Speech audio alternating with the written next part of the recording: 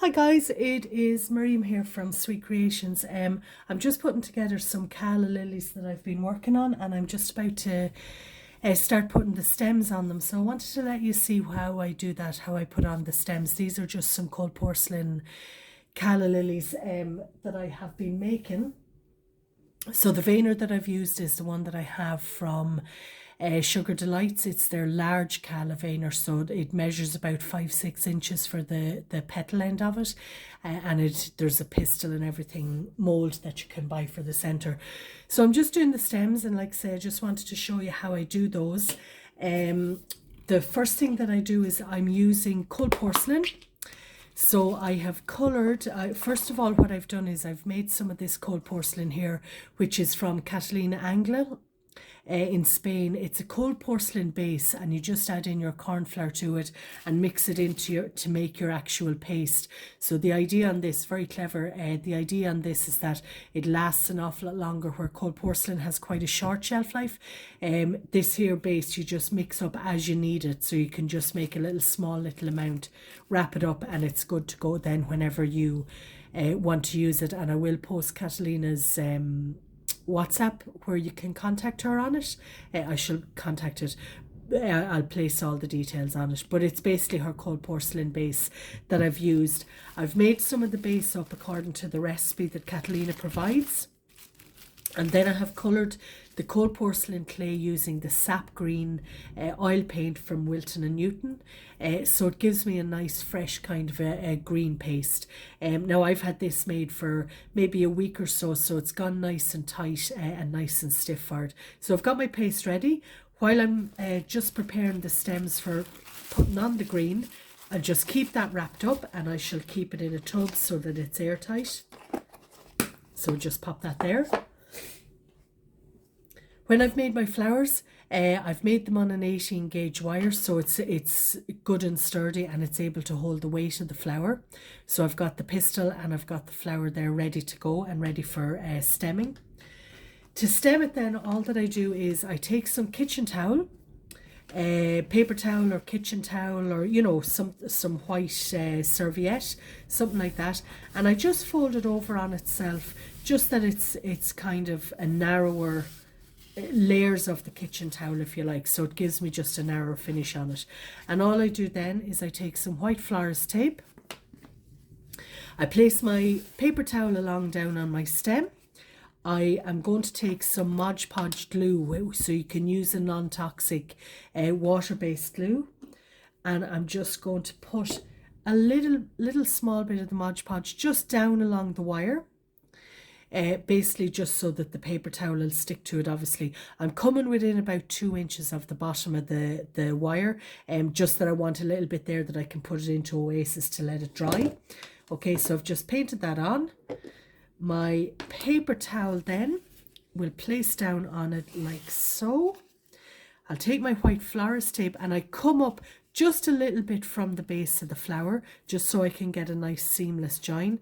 White florist tape then, and this is a full length wire, so normally it can be a little bit awkward to just do it under the camera, but you'll get the idea. So I'm twisting the tape onto the paper towel, so basically it just holds it in place, and it'll twist ahead of you forward. I want this fairly smooth, fairly straight on it,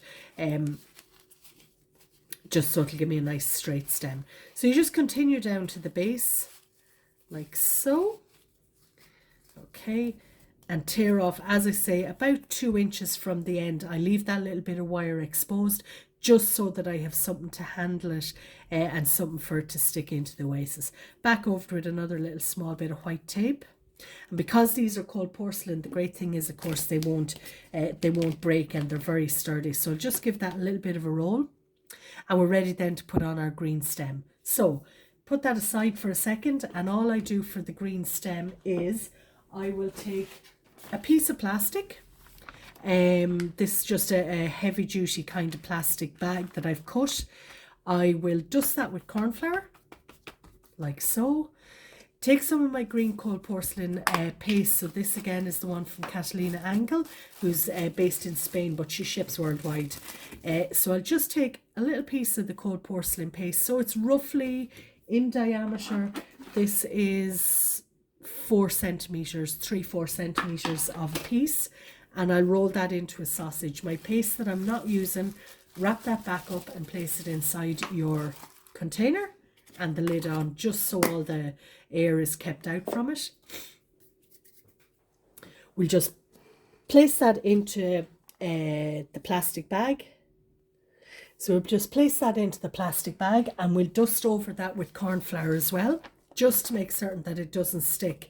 You can use a hand cream or baby oil if you want on it. I prefer the corn flour.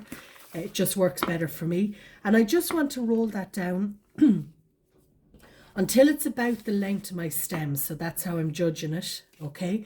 Just till it's about the length of the stem. I don't want it to be too thin either, because I want to be sure I can get a nice smooth surface. Lift the plastic if you need to, just reposition it. You can do that, no problem. You can use this through your pasta machine if you want to get it all exactly the same thickness. So once I have that rolled out, it is about 2 millimeters in thickness. We'll be trimming off quite a bit of this on the excess anyway. I can check that and see that it's pretty much long enough for as long as I need. I'm going to take back my glue then. So you'll use a non-toxic tacky glue. And I'm going to just paint lightly. I don't want too much, but down along the stem. I just want to paint some glue so that my cold porcelain will stick. Okay, just a little bit. As I say, don't overdo it, because it tends then to weep out, and it tends to get a little bit sticky. So just a small coating of it down along the tissue. And you will notice this is still a little bit bumpy. That's fine, because we haven't rolled the paste too thin. It'll actually smooth out. So when I shall show you how I get it very smooth.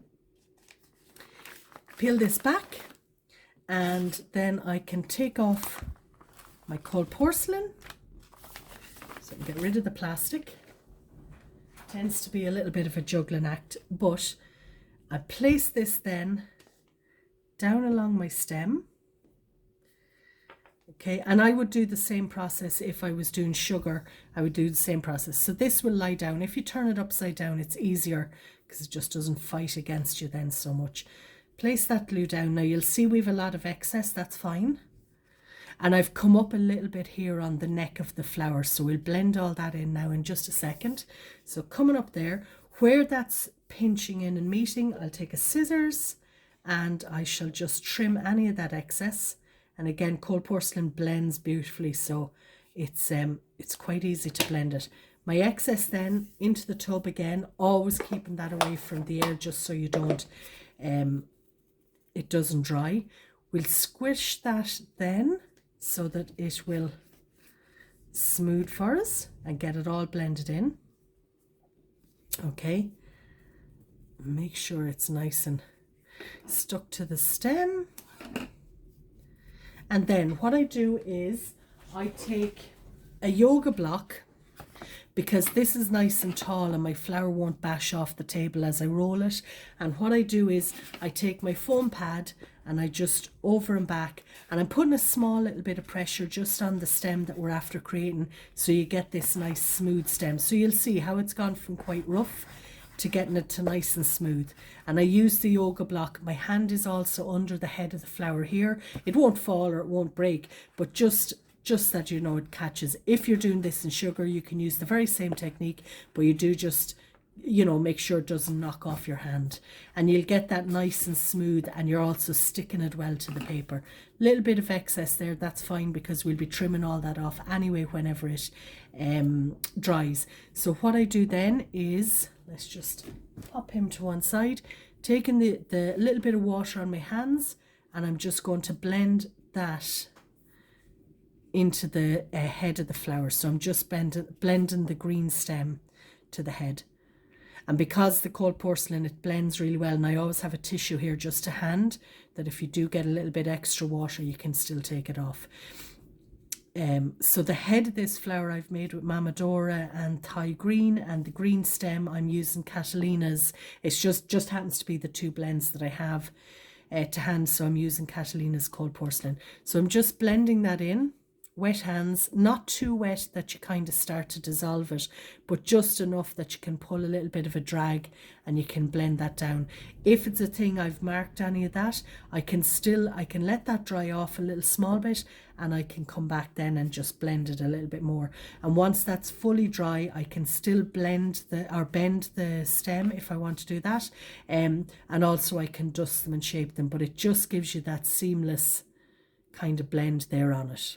Hopefully you can see. And I'll leave that alone then to dry. Because this is a little small bit thicker, I'll leave it maybe about 24 hours. The water end of it will dry off very quickly, but I can leave it to colour and dust it for maybe about 24 hours just before I start dusting. And there's one I have here. So this is one that I have here, which is dry. All dry to the touch. I've done exactly the same process as I did already, but I have dusted it then with a small little bit of the lime green just up on the head of the flower. So I'll have these finished and I'll have them up on my Facebook page at sweetcreations.ie, and they'll be on my website then at some stage as well. Really fabulous little flower, really great little filler flower. They're just the Calla lilies, like I say. So I wanted to let you see how I make the stems. Thanks so much for watching, guys. Take care. Bye bye.